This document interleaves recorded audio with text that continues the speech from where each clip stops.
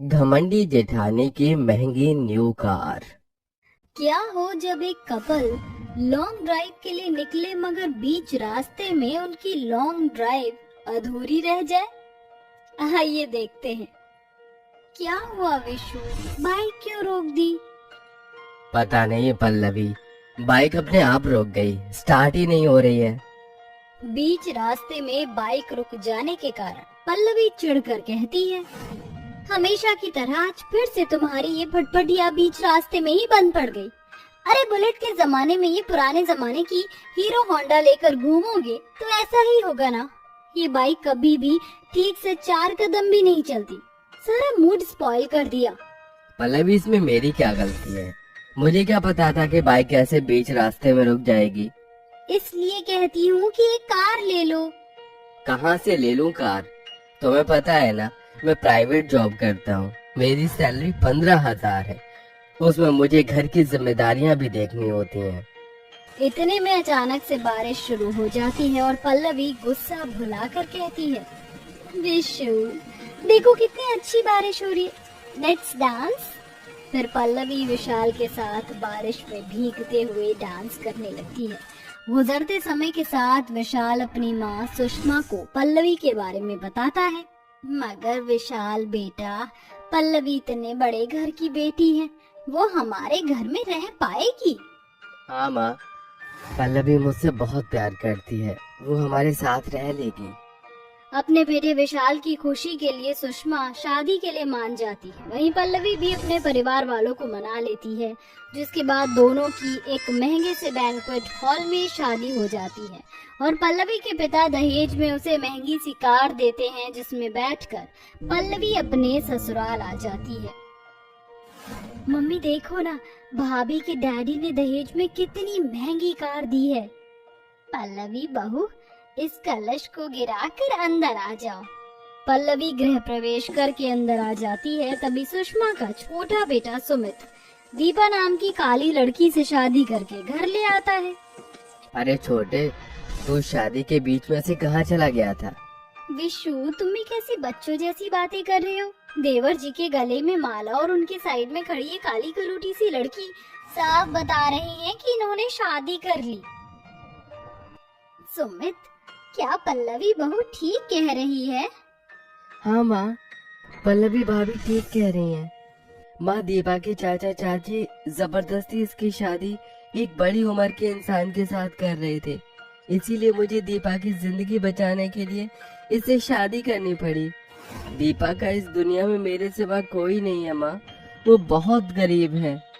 दीपा के सहमे चेहरे को देखकर सुषमा का दिल पिघल जाता है और वो दीपा का गृह प्रवेश कराती है, जिसे देखकर दीपा की अमीर घमंडी जेठानी मन ही मन चिढ़ते हुए कहती है, मम्मी जी कितनी खुशी से इस 2 कौड़ी की गरीब देवरानी का गृह प्रवेश करा रही हैं। अरे इसे मेरे बराबर इज्जत क्यों मिलेगी? मैं तो अपने साथ दहेज में महंगी न्यू कार लेकर आई हूँ, मगर ये तो कुछ भी नहीं लाई। कुछ तो करना पड़ेगा। सुमित और दीपा के कमरे में जाते ही पल्लवी अपनी सास और ननद को भड़काती हुई कहती है, मम्मी जी आप तो मेरी गरीब देवरानी का इस तरह से वेलकम करवा रही थी जैसे कि वो केबीसी से 5 करोड़ रुपए जीत कर लाई हो। अरे आप इन जैसे गरीब लड़कियों को जानती नहीं है, ये बहुत ही तेज होती है। लावण्य और सुषमा पल्लवी के भड़काऊ बातों में पूरी तरह से आ जाती है। अगले दिन दीपा सुबह सुबह उठकर घर की साफ सफाई करके अपने ससुराल वालों के लिए पहली रसोई में खाना बनाकर उन्हें परोसती है। माँ जी, खाना कैसा बना है? ठीक बना है। सिर्फ ठीक या अच्छा? ओहो दीपा भाभी, अब क्या आपको भी खाने के लिए रेटिंग चाहिए? लावण्य दीपा के गरीब होने के कारण उसे टेढ़ा सा जवाब देती है। इसी तरह दिन बीतते जाते हैं। बेचारी दीपा अकेले ही घर के सारे काम करती है और सभी के लिए खाना भी बनाती है, और वहीं पल्लवी कुछ भी नहीं करती। दीपा बहू, अरे ओ दीपा बहू, अरे हो मेरी काली बहू, कहाँ है तू? जी माँ जी। ये ले, आज के रात के खाने में ना कटहल बनाना। जेठानी जी, आज रात का खाना प्लीज आप बना लीजिए। क्यों, तेरे होते बड़ी बहू क्यों खाना बनाएगी? तू क्या झक मार रही है? वो माँ जी, आज शाम को मैं और सुमित जी बाहर घूमने जाने वाले हैं। मगर देवरानी जी, देवर जी के पास तो वो फटफटिया है, उसकी हालत तो पूरी तरह से मरी पड़ी है। तो तुम देवर जी के साथ उस खटारे से बाइक पर जाओगी? तुमने तो देखी ही है मेरे पास कितनी महंगी कार है। मुझे तो कहीं भी जाना होता है तो मैं उसी कार से जाती हूँ। थैंक गॉड कि मैं तुम्हारी तरह गरीब नहीं हूँ। इस तरह से पल्लवी अपनी देवरानी के आगे पैसों का घमंड दिखाती हुई गरीबी का मजाक बनाती है, जिसके बाद दीपा आंखों में आंसू लिए किचन में आकर रोते हुए कामों में लग जाती है। ऐसे ही दिन गुजरते जाते हैं, मगर पल्लवी के आगे ना तो सुषमा ना ही लावण्या दीपा को पसंद करती। समझ में नहीं आ रहा कि मैं ऐसा क्या करूं कि माँ जी और ननद जी मुझसे नाराजगी छोड़कर मुझे अपना लें। अपनी सास व ननद को मनाने के लिए दीपा उनके लिए घंटों किचन में गर्मी में डिनर बनाती है। तभी बहुत जोरों की बारिश शुरू हो जाती है और पल्लवी कहती है, मम्मी जी देखिए ना बाहर कितनी अच्छी बारिश हो रही है, चलिए एक रोड ड्राइव करके आते हैं। हाँ हाँ बड़ी बहू, क्यों नहीं। वैसे पल्लवी भाभी, इतनी महंगी कार में बैठने का मौका कौन छोड़ता है? माँ जी, ननद जी, आप सभी कहीं जा रहे हैं क्या? हाँ, हम बड़ी बहू के साथ ना घूमने जा रहे हैं। सुषमा और लावण्या कार में बैठ जाती है। जेठानी जी, मैं भी आपके साथ चलूं? सॉरी देवरानी जी, अब कार में बिल्कुल भी जगह नहीं है। वैसे भी इतनी महंगी कार में बैठने की तुम्हारी औकात नहीं। हाँ, तुमने मम्मी जी और लावण्य का दिल जीतने के लिए इतना कुछ बनाया, बट सब कुछ वेस्ट ऑफ टाइम। इस तरह पल्लवी की सास ननद उनकी महंगी नई कार में बैठकर चली जाती हैं। वहीं गरीब दीपा खाने की मेज पर डिनर लगाकर रात के 10 बजे तक उनके आने का इंतजार करती है। तभी सभी ठहाके मारकर हंसते हुए वापस आते हैं। मम्मी, सच में भाभी की महंगी कार में घूमकर मजा आ गया। अरे लावण्या बेटी, सबसे ज्यादा मजा तो उस रेस्टोरेंट के खाने में आया। कितना स्वादिष्ट था और सर्विस भी बहुत अच्छी थी। आप सभी बाहर से खाना खाकर आ गए? मैंने आप सभी के लिए डिनर बनाया था।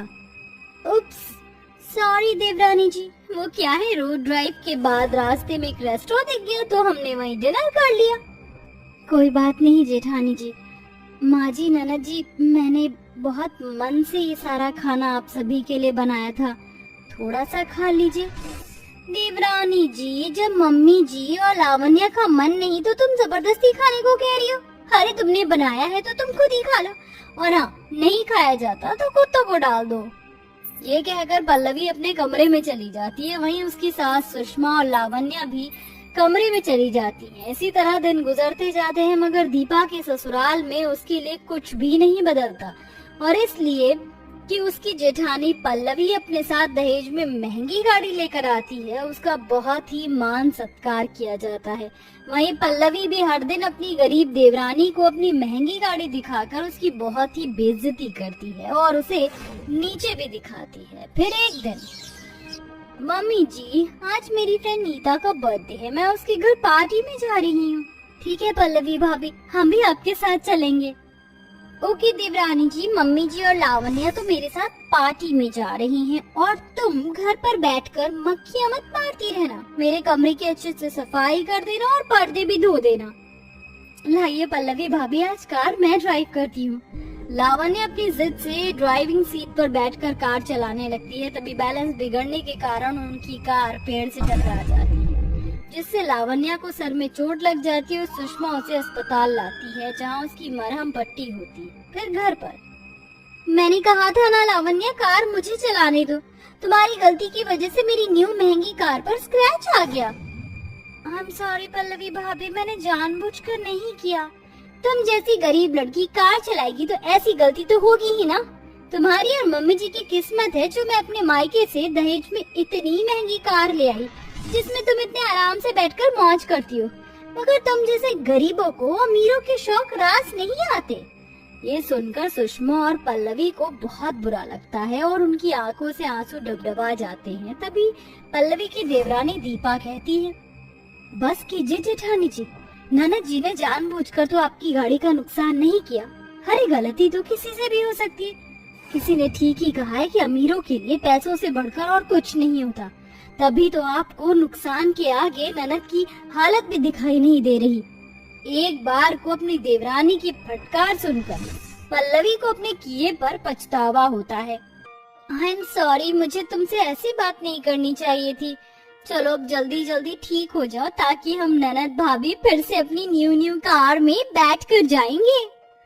पल्लवी की बात पर लावण्या का मुरझाया हुआ चेहरा खुशी से खिल उठता है। वहीं सुषमा भी अपने बुरे बर्ताव के लिए अपनी गरीब बहू से माफी मांग लेती है, जिसके बाद पल्लवी का पैसों का घमंड करना छूट जाता है। वो अपनी देवरानी की तरह रिश्तों को अहमियत देना सीख लेती है। हेलो दोस्तों, मैं हूँ कल्पना और ये है मेरी बहन रेशमा और आज हम करने जा रहे हैं नूडल्स चैलेंज। हाँ तो दोस्तों, आज का हमारा ब्लॉग चैलेंज है नूडल्स, जो इन बड़े बड़े स्पाइसी नूडल्स को जल्दी से खत्म कर लेगा वो होगा विनर, और जिसने ये साइड में रखी कोल्ड ड्रिंक पी ली वो होगा लो। फिर स्टार्ट करते हैं। 1 नंबर की भुक्कड़ है तू रेशमा, मुझे पता है तू ये चैलेंज जीतेगी। वैसे भी भुक्कड़ तो तू भी है। इतना कहकर दोनों भुक्कड़ बहनें भर भर के नूडल्स चैलेंज करती हैं। ये देखकर उनकी माँ अंजना वीडियो बंद करके दोनों के सर पर मारती है। आउच! माँ, आपने हमारे सर पर टपली क्यों मारी? फालतू के काम करोगी तो पिटोगी ही। दोनों की शादी अगले हफ्ते ही है और भूखे जानवरों की तरह ढकोसती जा रही हो जैसे पहले नूडल्स ना खाए। ओह माँ, आपने हमारी वीडियो खराब कर दी। हम इतना अच्छा नूडल्स चैलेंज कर रहे थे। हाँ माँ, पर शादी हो रही है तो होने दो, कौन सा हम मोटे हो जाएंगे। मैंने अभी तुम्हें खाने से नहीं रोका ना, तो अपनी शादी के दिन तक भूल जाओगी और लोग तुम्हें प्रेग्नेंट दुल्हन समझेंगे, समझी? माँ, बहुत बुरा जोक मारा आपने और हंसी भी नहीं आई। ससुराल जाकर भी ऐसे ही भैंस की तरह बनोगी तो मेरी इज्जत तो मिट्टी में मिल जाएगी। थोड़ा कम खाने की आदत बनाओ। जरूर आपको पापा ने हमारे पैदा होने के टाइम भूखा रखा होगा, इसलिए आप भूखकर पैदा हुए हैं। मारूंगी अभी दोनों के कान के नीचे। बहुत फालतू बोलने लग गई हो। दोनों की दोनों जब पैदा हुई थी ना तो मेरे घर का राशन खत्म हो गया था, इतनी भूख लगती थी उस वक्त मुझे। खैर छोड़ो, आज शाम का खाना तुम दोनों बहनें मिलकर बनाओगी। ओह नो मॉम, हमें नहीं बनाना, हमारा बस खाना खाने का मन करता है, बनाने का नहीं। मेरा भी बस तुम्हें मारने का मन करता है, प्यार करने का नहीं। चुपचाप जाओ रसोई में और मटर पनीर नान चाप बना कर लाओ। तभी अंजना की दोनों बेटियां रसोई में जाकर खाना बनाने लगती हैं। खाना बनाते समय दोनों को बहुत खुशबू आती है। अरे वाह, यकीन नहीं हो रहा, इतना स्वादिष्ट अच्छी स्मेल वाला खाना हमने बनाया। कल्पना खाकर देखें क्या? हाँ, मुंह में पानी आ गया देखकर। रुक जा, नान भी सीख गई है, घी लगा दो। तभी दोनों बहनें अपने हाथ का बनाया हुआ खाना खाना चाहती हैं, फिर खड़े खड़े और बनाकर खा जाती हैं। बहुत देर होने पर अंजना कहती है, क्या है तुम दोनों को शर्म नहीं आती? अब बहू बनने वाली और रसोई में खड़े खड़े ही खाना खा गई। अच्छी बात नहीं होती ऐसा खाना झूठा करना। अपनी भुक्कड़ जैसी हरकतों को सुधार लो वरना चप्पल जूतों से मारूंगी। Sorry mummy, sorry. इसके बाद दोनों बहनें अपनी माँ को खाना बना कर खिलाती हैं। अगले 2 हफ्तों में दोनों बहनों की शादी अरुणा के दोनों बेटे दीपक और ऋषभ से हो जाती है। गृह प्रवेश करने के बाद अरुणा कहती है, बाबू आपसे इस घर की जिम्मेदारी तुम दोनों बहू की है। ये तुम्हारी ननद शेफाली, इससे तो मिली होगी तुम। जी माँ जी, अगर आपको कोई भी परेशानी हो तो आप दोनों मुझसे कह देना। ठीक है दीदी, जाओ अब कमरे में जाकर आराम कर लो। दोनों बहू बेटे अपने कमरे में चले जाते हैं और कमरे में जाते ही रेशमा को दूध का गिलास दिखता है। अच्छा हुआ ये दिख गया, बस पेट में गुड़गुड़ ही शुरू हुई थी। क्या बात है रेशमा, तुम तो तेज निकली। अब मुझे पता है तुम मेरी ओर आओगी ये दूध का गिलास लेकर। ना ना ना ना, मुझे बहुत भूख लग रही है, मैं तो दूध पी रही हूँ। आपको चाहिए तो मैं शेफाली से कह देती हूँ। ये कहकर रेशमा उस दूध के गिलास को एक ही सिप में खत्म कर देती है और डकार मारती है। ये देखकर ऋषभ हैरान हो जाता है। ओहो, लड़की होकर डकार भी मारती हो, ऐसे ऑकवर्ड नहीं लगता तुमको? अब आपसे कैसी शर्म। मुझे और भूख लग रही है, क्या करूं? लेकिन माँ ने मना किया था कि ससुराल जाकर भुक्कड़ की तरह नहीं करना। वहीं दूसरी ओर कल्पना भी कमरे में रखे हुए फ्रूट की टोकरी को खाली कर देती है। ये देखकर दीपक हैरान हो जाता है। क्या बात है कल्पना, तुम्हें और भूख लग रही है तो खाने का मंगवा दूं? हमने शादी में साथ में तो खाना खाया था वैसे भी। ओह, सॉरी, वो क्या है ना, ये सारे फल खराब होने वाले थे कल सुबह तक। मुझे लगा मुझे खाकर खत्म कर देना चाहिए। अच्छा ठीक है। अगले दिन दोनों बहू पहली रसोई में खाना बनाने पहुंच जाती हैं। तभी सास अरुणा आती है। अरे हेलो बहू, तुम तो जल्दी आ गई रसोई में। अच्छा, कोई परेशानी तो नहीं होगी ना? अच्छे से कर लोगे ना अपनी पहली रसोई? जी माँ जी, आप निश्चिंत रहिए, हम बना लेंगे। ठीक है, मिक्स पुलाव और मीठे में हलवा जरूर बनाना, मूंग या गाजर का, बाकी तुम्हारी मर्जी। जी माँ जी। तभी दोनों बहू खाना बनाने लगती हैं। वहीं टेबल पर सभी खाने का इंतजार कर रहे होते हैं। बस थोड़ी देर और दीदी। कल्पना, खाना बन गया है ना? एक बार चेक कर लें क्या? और मुझसे भूख भी बर्दाश्त नहीं हो रही है।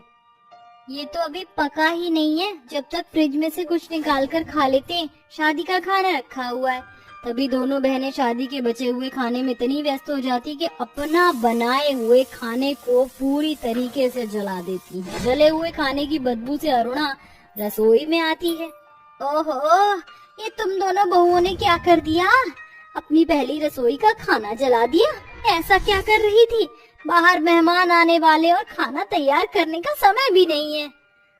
माँ जी, वो हम दोनों दूसरे काम में लगे थे, साफ सफाई करने रसोई की, इसलिए खाने की तरफ ध्यान नहीं गया। जी माँ जी, माफ कर दीजिए।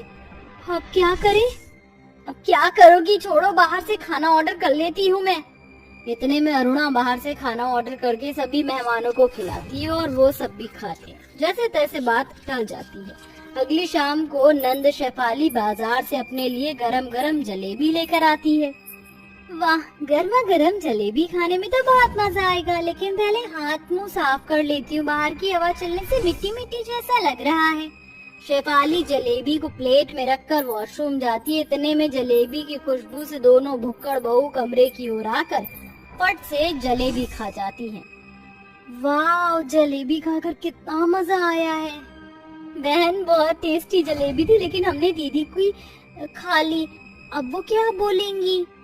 कल्पना भाभी, रेशमा भाभी, आप दोनों यहाँ पर? और मेरी जलेबियाँ कहाँ गई?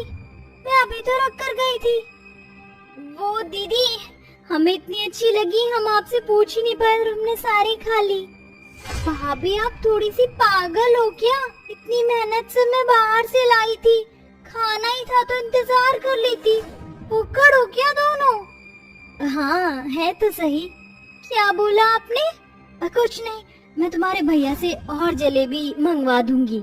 इतना कहकर दोनों बहू रसोई में चली जाती हैं। क्योंकि उन्हें अभी भी भूख लग रही थी तो वो बचा हुआ खाना निकाल कर खा लेती हैं। 2 हफ्ते गुजर जाते हैं। 2 हफ्तों के भीतर दोनों भुक्कड़ बहू कुछ इस कदर रसोई का खाना खत्म कर रही थी जिससे अरुणा को बार बार राशन लाने की जरूरत पड़ जाती है। इतना ही नहीं, वो ऑनलाइन ऑर्डर करके भी खाना खाया करती थी। बहू, आखिर चल क्या रहा है? देख रही हूँ हर हफ्ते ज्यादा सब्जी आ रही है, आटा भी दोबारा मंगाना पड़ता है। खाना जा कहाँ रहा है? कुछ भी तो नहीं माँ जी, गर्मी ज्यादा हो रही है ना, इसलिए सब खाना ज्यादा खाते हैं, तभी राशन दोबारा आ रहा है। अच्छा, रसोई में से काजू बादाम निकाल कर ले आ, मुझे खाने का मन कर रहा है। ओहो, अब तो मर गए। कल्पना, हमने तो वो सारे खत्म कर लिए। माँ जी, मैं अभी लेकर आती हूँ। कल्पना ऐसा कहकर रसोई में वापस आती है। माँ जी, वहाँ पर तो ना काजू है ना बादाम है, लगता है चूहा सब खा गया। क्या? चूहा आकर खा गया? ऐसा कैसे हो सकता है? उसका ढक्कन तो बहुत मोटा है। खैर छोड़ो, 2-3 दिन अरुणा भी अपनी बहू पर नजर रखती है और शेफाली भी अपनी भाभी की ज्यादा खाने की बात अरुणा को बता देती है। रात के समय दोनों बहनें उठकर रसोई में जाकर ऑनलाइन खाना खाती हैं, फिर वापस कमरे में आकर सो जाती हैं। कुछ देर बाद ही दोनों के पेट में दर्द होने लगता है तो घर वाले फौरन दोनों बहू को हॉस्पिटल ले जाते हैं। क्या बात है डॉक्टर, दोनों को क्या तकलीफ हो गई आधी रात में आखिर? ओवर ईटिंग और जंक फूड खाने से दोनों की तबीयत बिगड़ी है। बेहतर होगा अब दोनों बहनें कम खाना खाएं और वो भी हल्का हल्का खिचड़ी वगैरह। देख लिया माँ आपने, मैंने कहा था ना दोनों भाभियाँ भुक्कड़ हैं जो घर के राशन को जल्दी जल्दी लपेट रही थी। जलेबी वाली बात तो आपको पता ही होगी। बहू और खाना खाना है तो बता दो, मैं ले आऊंगी। करती रहना दोबारा से पेट दर्द पेट दर्द। नहीं नहीं माँ जी, अब से हम दोनों कभी इतना ज्यादा नहीं खाएंगे। हाँ माँ जी, ज्यादा खाना खाने का नतीजा मिल चुका है। इस तरह दोनों बहुओं को अकल आ जाती है। फिर वो सीमित खाना खाना शुरू कर देती हैं और अपनी तबीयत को बेहतर